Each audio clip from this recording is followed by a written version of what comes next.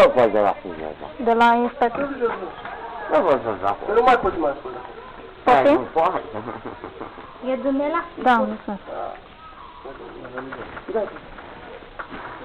Da. Da, veni să stăm pe capul meu. Ca acasă. Nu mai vorbesc. Nu mai intră. Ia să vezi că pe tine nu te vine înapoi. Nu, se vine într-o zi. Vine într-o zi, zice... Bună ziua, am spus că vine un echipaj la Spala Lipia, numărul 2, Lipia. Dar văd că nu... A, este la alt caz. Am înțeles. Înțeles. Da, mai aștept. Mulțumesc mult. Da, o zi bună, la revedere. Da. Cum vă stai ceva? Ce dracu mai investi, bă, că e terminată, ce să mai investi tu? Nu mai veni de asta. Păi, dar eu n-am învățat. Mai am două. M-am bătut ăia de la clasa 6-a. Puteam să reacționez dacă le-am dat una și că i-am omorât. Am stat să le bată, că n-aveam ce spun să reacționez. Am luat extraveral ca să nu reacționez. Am luat azi de dimineață 3 aspirine. 3 aspirine am luat. Ca să stau calm. Nu, dar o alergă acum. Du-te la IML-ul, scoate-te aminte. O să mă duc mâine. Aia, mâine, după ce te... Astăzi, du-te. Păi nu, dar nu, astea sunt de săptămâna trecută, de pe 24. Nu contează. Atunci du-te să mai te bate ce-ți făcate, te mergi și du-te, frate. Nu că s-ar putea, eu așa știam, că în 3 zile sau... N-are nimic. O să mă duc. Doamne, n-am... Da, de la Zața, Vasile, Mădălin, Zasinada, nu, uite, Zasinada Călina. Nu, dar Zasia a dat cu catalogul, cu alea, m-a înjurat, m-a drăcuit, m-a... Auzi? Măcar vorbești cu ei să te ia de aici, să te duci acolo să crezi. Nu te faci cu fizică. Hai, vino cu...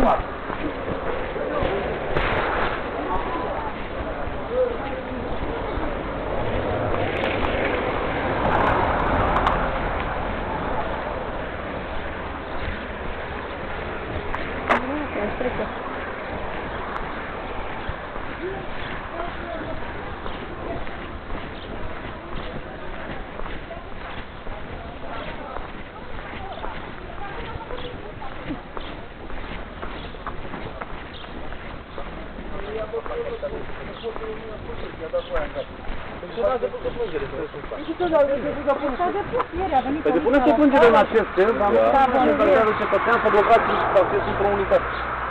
Dar doamna chiar are putere și noi nu trebuie să facem nimic?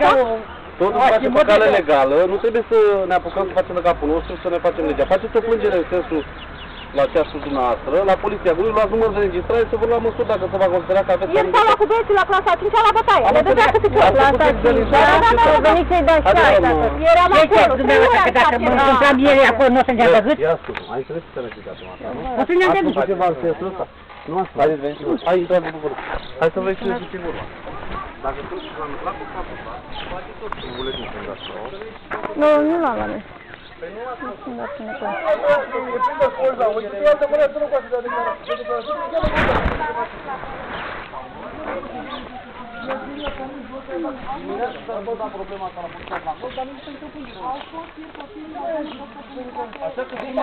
De cine v-a blocat? Tu de aici, numai. Păi m-am așteptat să mă bată, vă rog. Eu sunt bătută de copiii lor.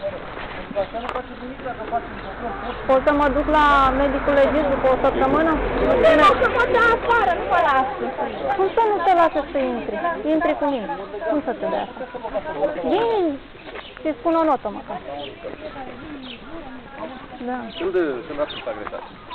Păi pe 24 am chemat, pe 23 am chemat, sunt înregistrat. Nu, ce mă prind? Băcată indecentă.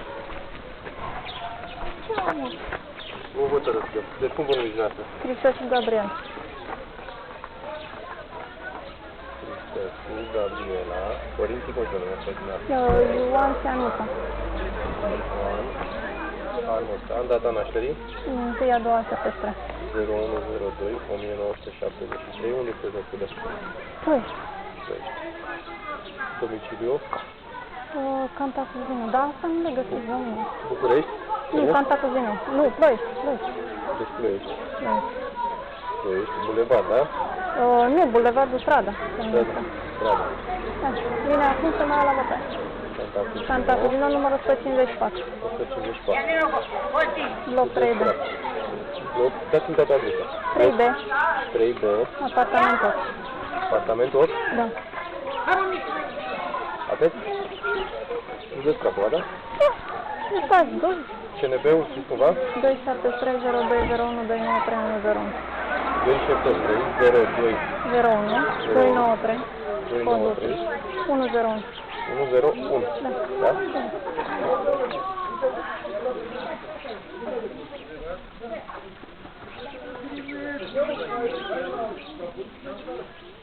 Numărul de telefon după care a sunat? Nu o să mai îl am. Nu contează, după care ați apelat acum. După care am apelat acum? Da. Nu, așa sunt, că sunt mai multe.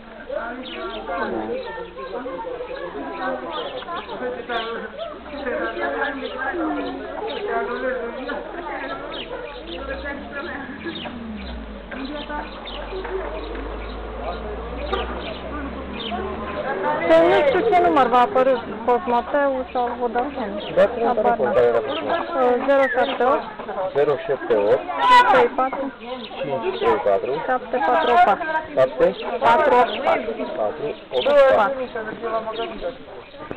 Deci când a fost găvită?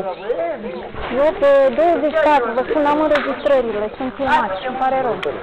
Nu, chiar se vede ca de 3 ori am fost. Săptămâna trecută am fost bătută de 3 ori. Putem relata dumneavoastră, da? Că ați fost agresată, lovită. Eu vă îndrum către INMM pentru examinare medico-legală și vă aduc la cunoștință faptul că aveți termen 60 de zile să depuneți o plângere la poliție pentru lovire.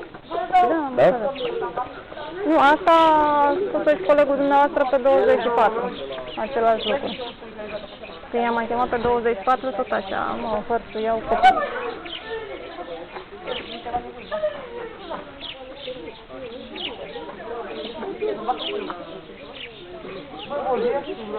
Aici sunteți? Poftim? Profesoară, da? Da. Clasă de profesoară. Generală 1, da? Nu, se numește gimnazială. Gimnazială? Da. Gimnazială 1. Nu. Gimnazială, că vor băga clasa nouă acolo. Doar atâta nu se mai numește 8. Înțeleg. Numărul 2.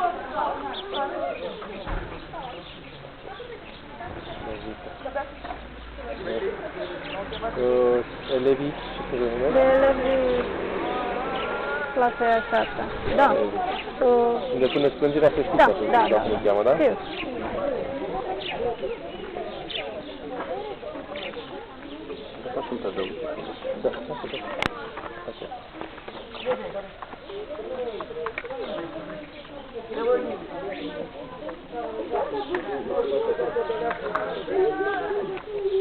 Probabil așteaptă când doar să plec.